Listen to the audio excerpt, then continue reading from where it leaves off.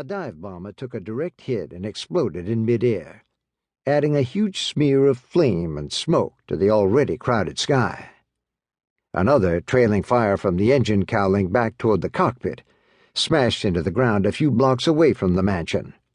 A greasy pillar of thick black smoke marked the pilot's pyre. Another bomber was hit, and another. The rest bored in on their target. Back before the Great War started in 1914, lots of Confederates believed the Yankees were not only enemies, but cowardly enemies. They'd learned better to their cost. The pilots in these U.S. machines were as brave and as skilled as the men the C.S.A. put in the air. Yet another dive bomber blew up, this one only a few hundred feet above the gray house. Flaming wreckage fell all around, and even on the presidential residence. The survivors did what they were supposed to do. One after another, they released their bombs, pulled out of their dives, and scurried back toward U.S.-held territory as fast as they could go. No anti-aircraft defenses could block that kind of attack. The gray house flew to pieces like an anthill kicked by a giant's boot. Some of the wreckage flew up, not out. The damn Yankees must have loaded armor-piercing bombs into some of their bombers. If Jake Featherston took refuge in the shelter under the museum, they aimed to blow him to hell and gone anyway.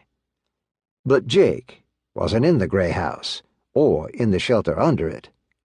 Jake wasn't within a mile of the gray house, in fact.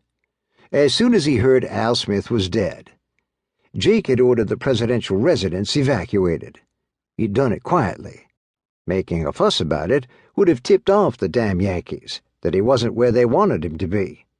At the moment, he was holed up in a none-too-fancy hotel about a mile west of Capitol Square. His bodyguards kept screaming at him to get his ass down to the basement, but he wanted to watch the show. It beat the hell out of 4th of July fireworks. Saul Goldman didn't scream.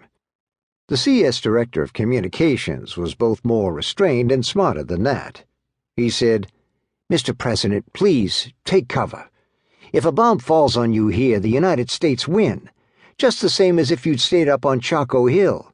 The country needs you. Stay safe." Jake eyed the pudgy, gray-haired little Jew with something that was, for a moment, not far from hatred.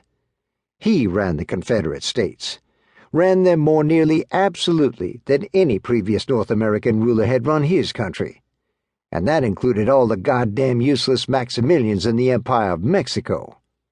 Nobody could tell him what to do, nobody at all.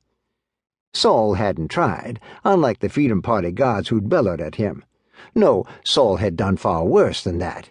He'd talked sense. "All right, damn it," Featherston said peevishly, and withdrew.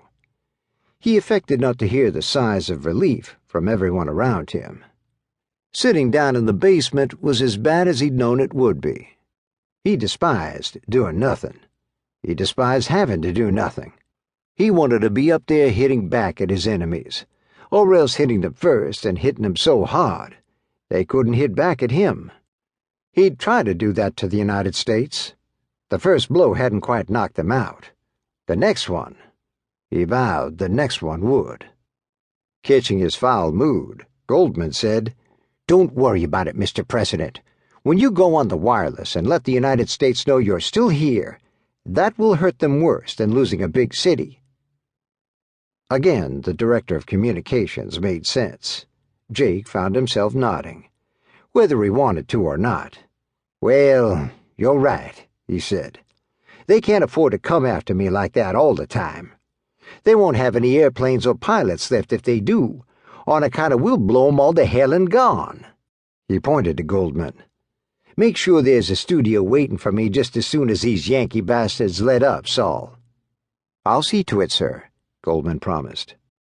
He was as good as his word, too. He always was. That by itself made him somebody to cherish. Most people did what they could and gave excuses for the rest. Saul Goldman did what he said he'd do. So did Jake himself. People hadn't believed him. He'd taken more than 16 years, a lot of them lean and hungry, to get to the top. Now